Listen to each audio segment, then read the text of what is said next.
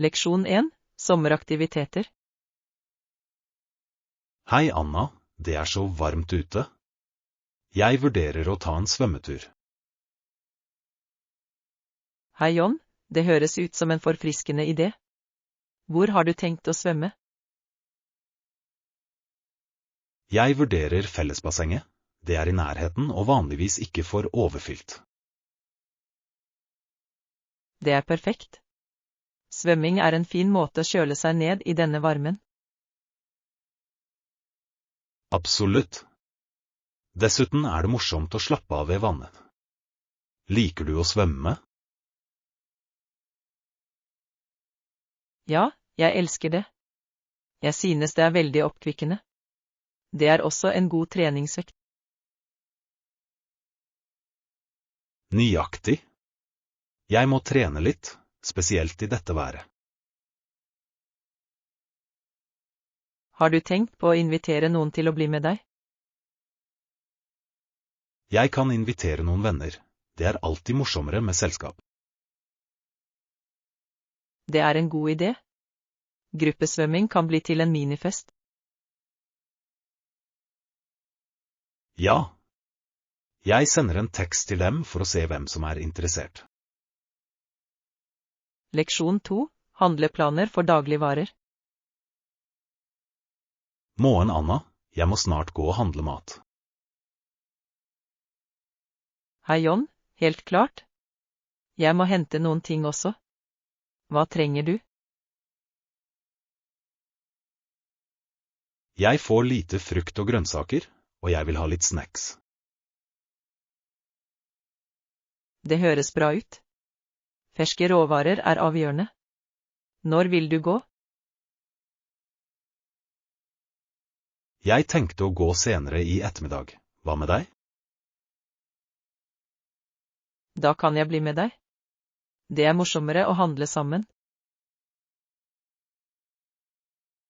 Avtalt. I tillegg kan vi hjelpe hverandre med å finne de beste tilbudene. Nøyaktig. Jeg elsker å oppdage nye oppskrifter mens jeg handler. Det er en flott tilnærming. Har du noen måltider i tankene for uken? Ja, jeg planlegger å lage en røre. Det er raskt og deilig. Det høres velsmakende ut. Jeg kan prøve det også. Leksjon 3. Håndtering av regninger.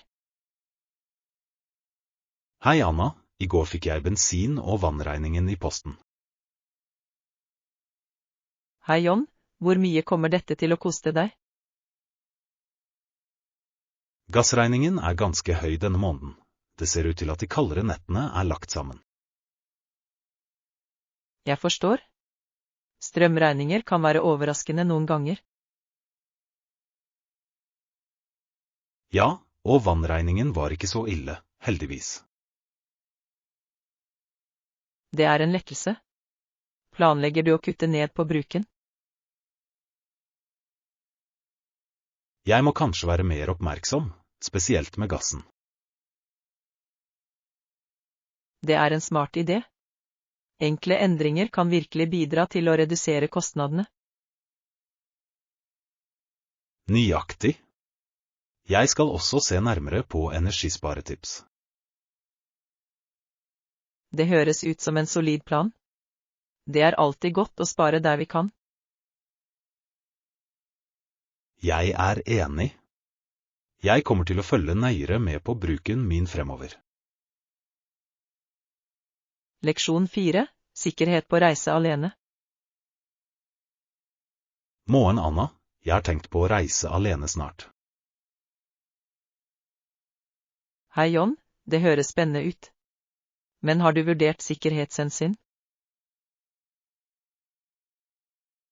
Ja, sikkerhet er avgjørende når du reiser alene. Jeg ønsker å være oppmerksom på omgivelsene mine. Det er en smart tilnærming. Å holde eiendelene dine trygge er også viktig. Jeg er enig. Jeg planlegger å bruke pengebeltet og unngå å bære for mye penger. Flott idé. Har du tenkt på å dele reiseruten din med noen? Ja, jeg tror det er en god praksis. Det gir et ekstra lag med sikkerhet. Absolutt. Bruk av anerkjente overnattingssteder kan også øke sikkerheten din. Jeg skal sørge for å lese anmeldelser før bestilling. Hva annet bør jeg vurdere? Å stole på instinktene dine er viktig. Hvis noe føles ille, ikke nøl med å gå. Det er veldig sant. Jeg skal ha det i bakhodet mens jeg utforsker nye steder. Leksjon 5. Religiøse konflikter. Hei, Anna. Har du lest om den historiske konflikten mellom protestanter og katolikker? Hei, John. Ja, det er en ganske kompleks sak, spesielt i nordlige fylker. Høyre. Spenningen ser ut til å ha dype røtter i historie og kultur. Det gjøres faktisk konstante forsøk på å fremme forståelse og fred. Det er avgjørende for lokalsamfunn å finne felles grunnlag. Hvordan tror du det kan skje? Utdanning spiller en viktig rolle i å fremme toleranse og dialog. Jeg er enig. Å oppmuntre til åpne diskusjoner kan bidra til å bygge bro over skiller.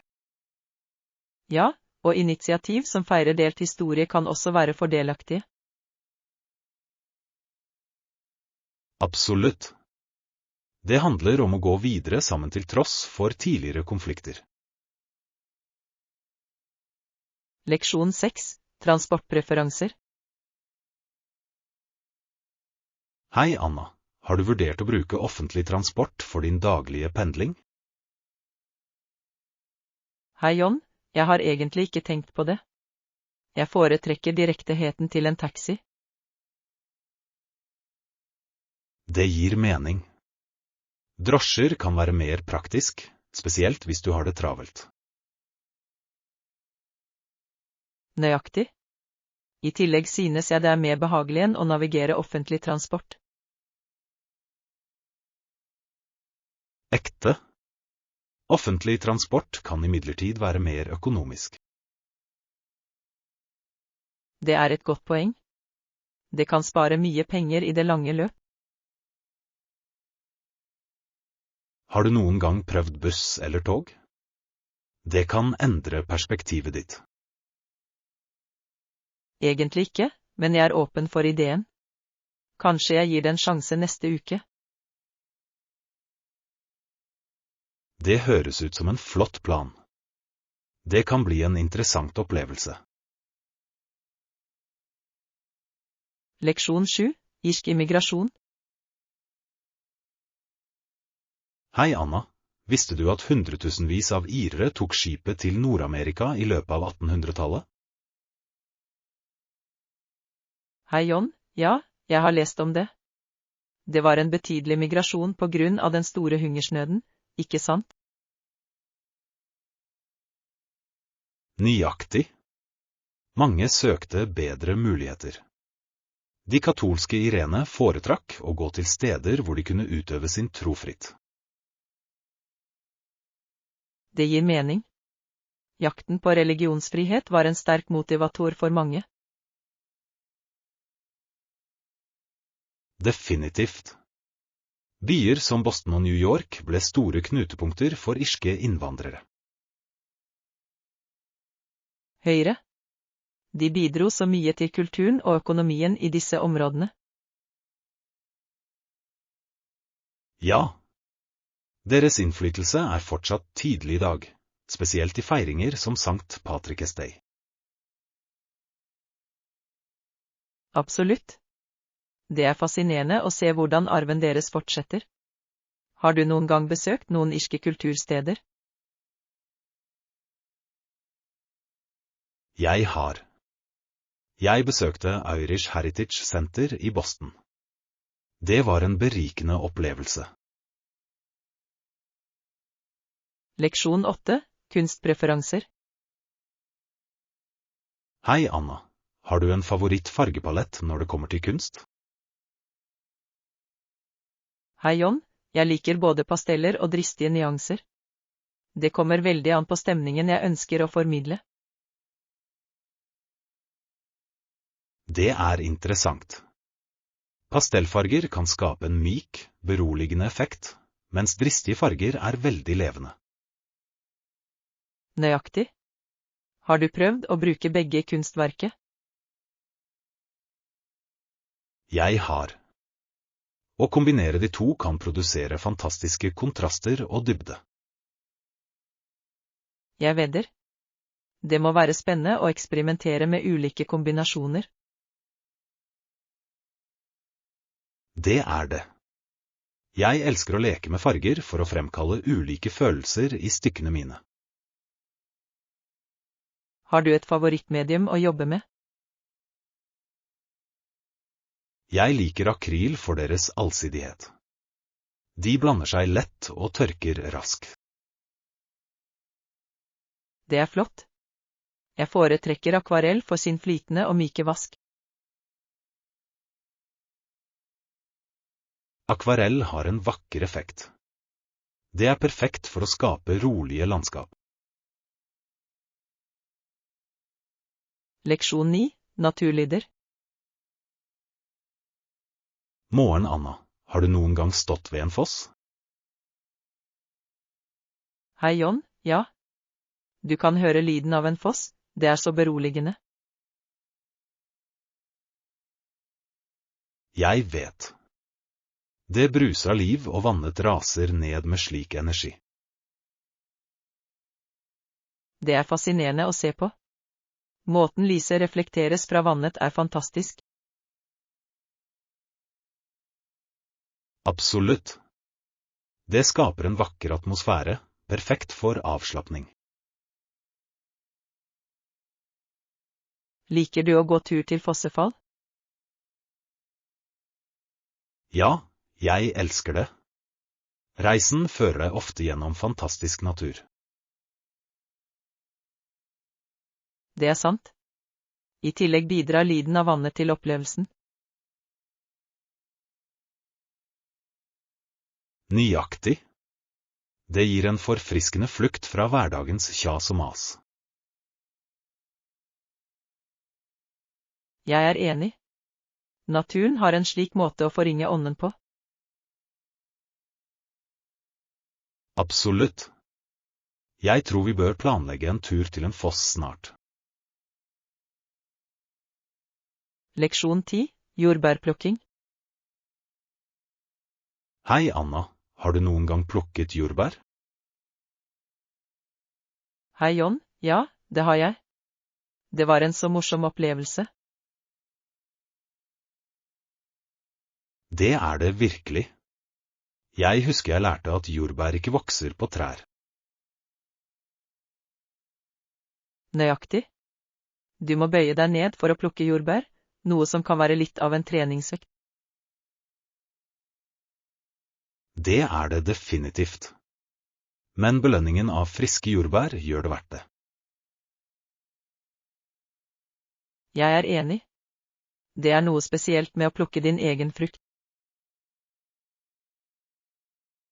Har du noen gang laget noe med jordbærene du plukket? Ja, jeg har laget en deilig jordbærkake. Hva med deg? Jeg lagde jordbærsyltetøy. Det var herlig å smøre det på toast. Det høres fantastisk ut. Fersk syltetøy er så mye bedre enn kjøpt i butikken. Absolutt. Jeg synes vi bør planlegge en jordbærplukingstur sammen neste sesong. Leksjon 11, videospillferdigheter. Morgen, Anna. Har du lagt merke til hvordan videospill krever raske reflekser og fin koordinasjon? Hei John, ja. Det er imponerende hvor dyktige enkelte spillere kan være. Jeg husker da dataspill var veldig enkle i den første tiden. Absolutt. De var mye mindre komplekse, men fortsatt underholdende. Nå har spill intrikat grafikk og utfordrende mekanikk. Høyre. Det er fascinerende å se hvordan teknologien har utviklet seg i spill. Spiller du noen spill som krever raske reflekser? Det gjør jeg. Jeg liker å spille rytmespill, de tester virkelig timingen min. Det høres gøy ut. Jeg liker actionspill der reaksjonstiden er avgjørende. De kan være intense. Det er utrolig hvor konkurransedyktig spilling har blitt. Ja, e-sport er nå et stort fenomen som tiltrekker seg millioner av seere. Leksjon 12. Matlaging med urter. Hei Anna, liker du å lage mat med urter? Hei John, absolutt. Timian er en av mine favoritter. Timian er flott til matlaging. Det gir en så fantastisk smak til retter. Jeg er enig. Jeg bruker timian i mange av oppskriftene mine, spesielt i gryteretter. Den er perfekt for å forbedre smaken av kjøtt og grønnsaker.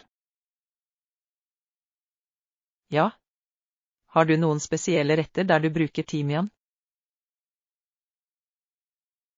Jeg elsker å bruke den i stekt kylling.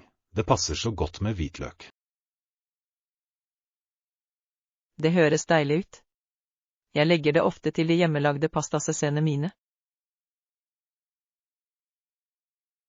For en god idé. Friske urter hever virkelig smaken av ethvert måltid. Nøyaktig. Jeg liker også å dyrke urter i hagen min, har du prøvd det?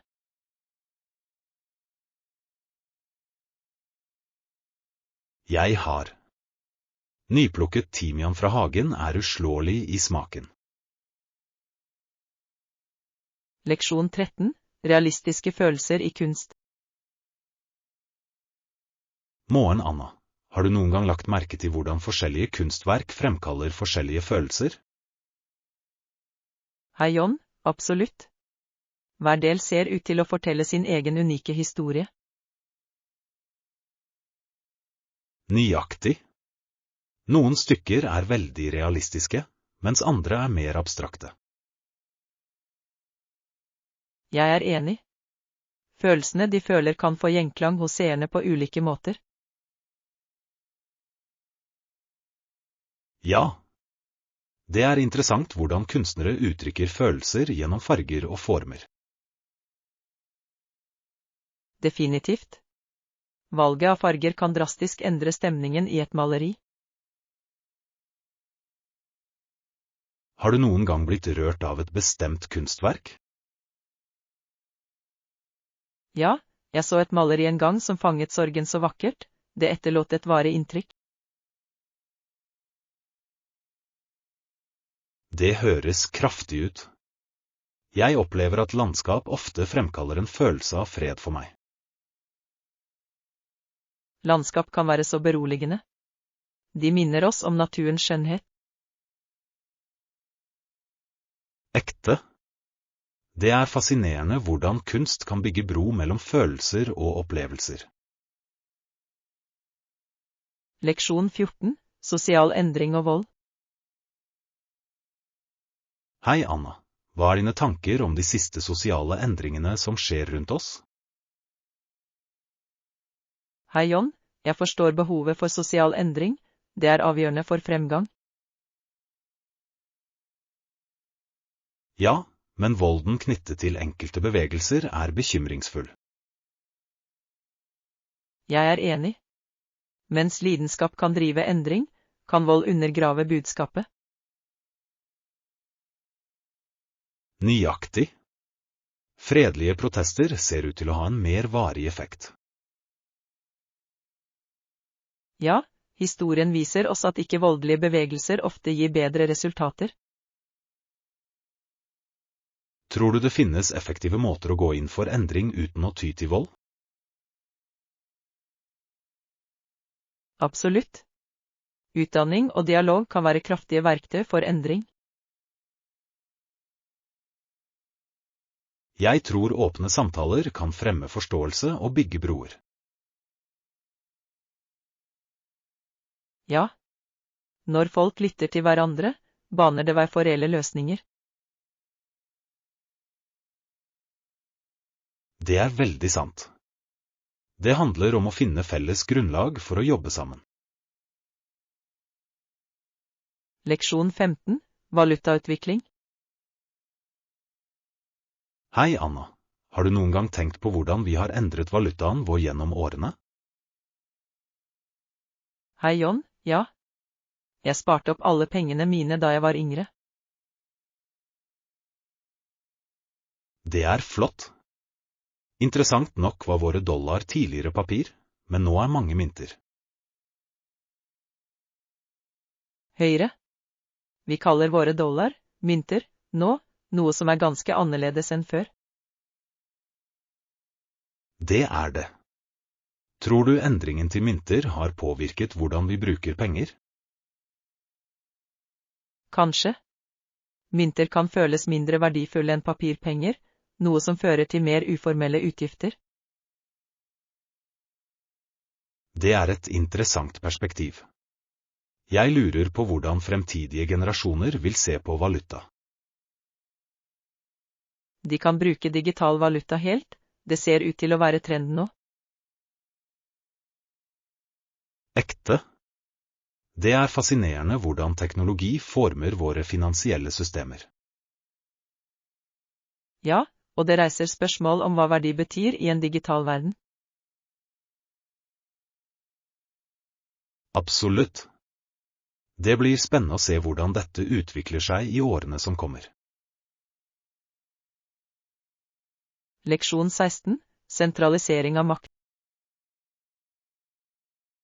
Morgen, Anna. Har du vurdert implikasjonene av å kreve at makten skal sentraliseres i Brussel?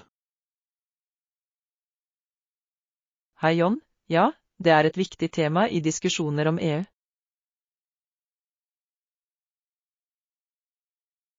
Sentralisering kan effektivisere beslutningstaking, men det kan også redusere lokal autonomi. Nøyaktig. Noen land foretrekker at beslutninger tas av et oppnevnt byråkrati fremfor lokale myndigheter. Det er sant. Det reiser imidlertid spørsmål om ansvarlighet og representasjon. Ja, det er en fin balanse mellom effektivitet og å sikre at lokale stemmer blir hørt. Har du sett noen eksempler på at sentralisering har fungert bra? Jeg tror håndtering av grenseoverskridende spørsmål, som miljøpolitikk, kan dra nytte av sentralisering. Jeg er enig. Men hva med kulturelle forskjeller? Kan en sentralisert tilnærming imøtekomme dem? Det er en utfordring. Det er avgjørende å sikre at ulike kulturer respekteres i beslutningsprosesser. Absolutt. Å finne et kompromiss som fungerer for alle parter er avgjørende for harmoni. Leksjon 17. Valutainnstillinger. Hei, Anna. Jeg har tenkt på betalingsmåtene våre. Hva synes du om bankoverføringer? Hei, John. Bankoverføringer fungerer bra for oss også. De er sikre og effektive. Jeg er enig. Har du noen preferanser på valuta når du gjør overføringer? Jeg foretrekker vanligvis å bruke euro, det forenkler transaksjoner i Europa. Det gir mening. Jeg bruker ofte dollar for internasjonale transaksjoner siden de er allment akseptert. Ja, dollar er ganske praktisk, spesielt for nettkjøp fra amerikanske forhandlere. Har du noen gang støtet på problemer med valutaomregningskurser? Noen ganger. Det er viktig å sjekke prisene før du foretar en transaksjon. Absolutt. Høye konverteringsgebyrer kan øke raskt. Det er derfor jeg alltid ser etter de beste tilgjengelige alternativene før jeg fortsetter. Smart tilnærming. Det handler om å maksimere verdien i våre finansielle forretninger. Leksjon 18. Historisk kontekst av voksne menn. Moen Anna, har du kommet over den historiske konteksten til voksne menn i USA og Storbritannia? Hei John, ja. Det er fascinerende hvordan samfunnsrollene utviklet seg i disse landene. Høyre. Tidligere hadde de fleste voksne menn visse forventninger til dem angående arbeid og familie. Nøyaktig. De ble ofte sett på som de primære forsørgere, noe som formet identiteten deres. Det er sant. Den industrielle revolusjonen påvirket disse rollene betydelig, tror du ikke? Absolutt. Det flyttet mange menn fra landbruksarbeid til fabrikkjobber, og endret familiedynamikken. Har du lest om hvordan disse endringene påvirket kjønnsrollene i samfunnet? Ja, presset for kvinners rettigheter skjøt fart da mens roller begynte å skifte i arbeidsstyrken. Det er interessant å se hvordan historien flettes sammen med sosiale endringer. Ja, å forstå denne konteksten hjelper oss å sette pris på fremgangen vi har gjort gjennom årene. Definitivt. Det er viktig å lære av fortiden når vi beveger oss mot fremtiden. Leksjon 19. Utendørs moro om vinteren. Hei Anna, har du lagt merke til hvor mange morsomme utendørsaktiviteter barn liker i snøen? Hei John, absolutt. Det er en magisk tid for barn. For eksempel kan de lage en snømann ved å rulle store snøballer sammen.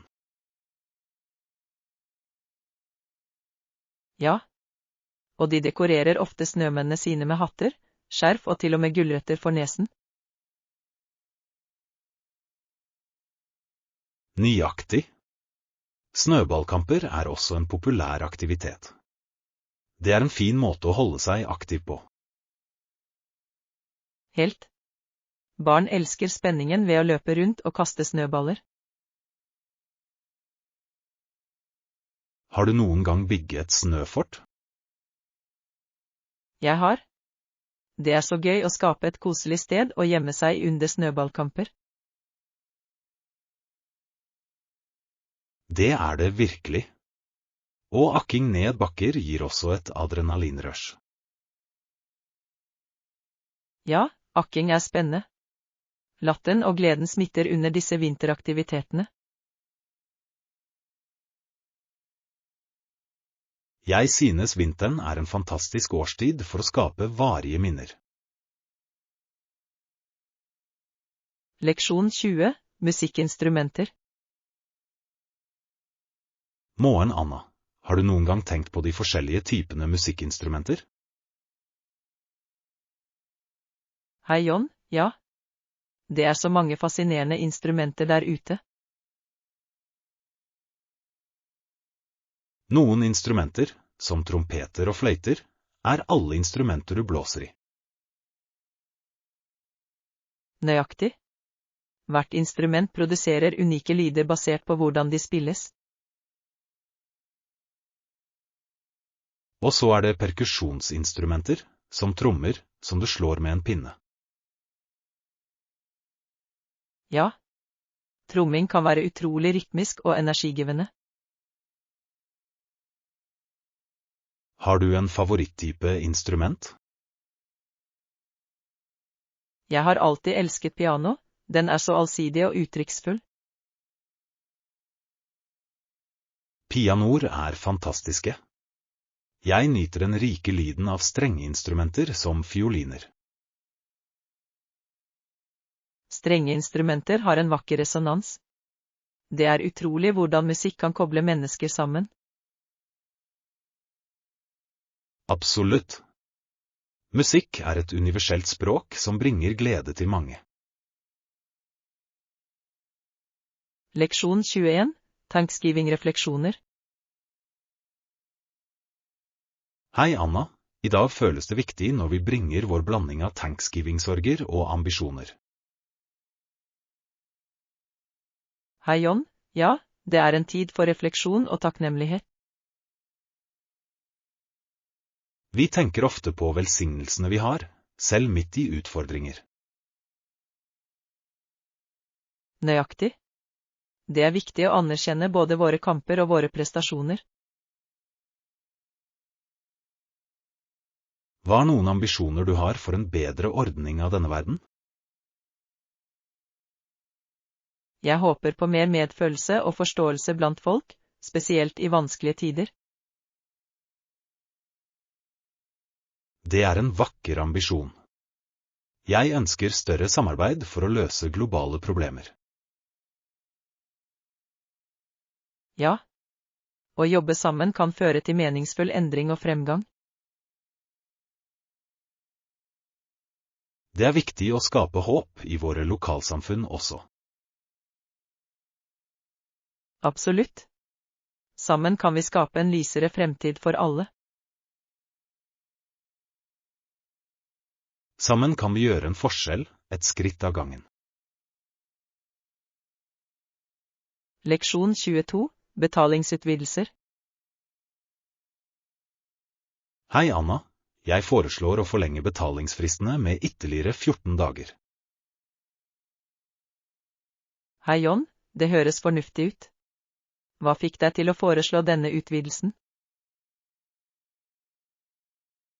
Jeg tror det vil gi alle litt mer pusterom, spesielt i travle perioder. Absolutt. Mange setter pris på litt ekstra tid til å styre økonomien. Nøyaktig. Det kan redusere stress og forbedre den generelle produktiviteten. Har du vurdert hvordan dette kan påvirke kontantstrømmen vår? Ja, det har jeg. Selv om det kan forsinke noen innkommende midler, kan det føre til bedre langsiktige forhold. Det er et gyldig poeng. Sterke relasjoner kan ofte veie opp for kortsiktige økonomiske bekymringer. Jeg tror åpen kommunikasjon om utvidelsen vil hjelpe alle til å forstå begrunnelsen bak den. Definitivt.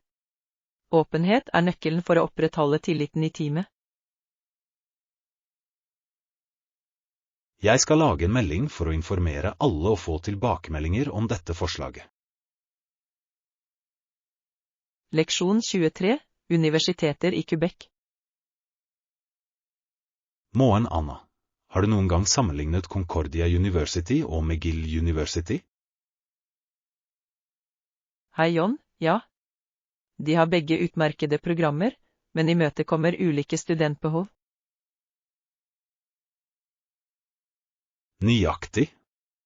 Concordia har stort fokus på praktisk utdanning, mens McGill er kjent for sin forskning.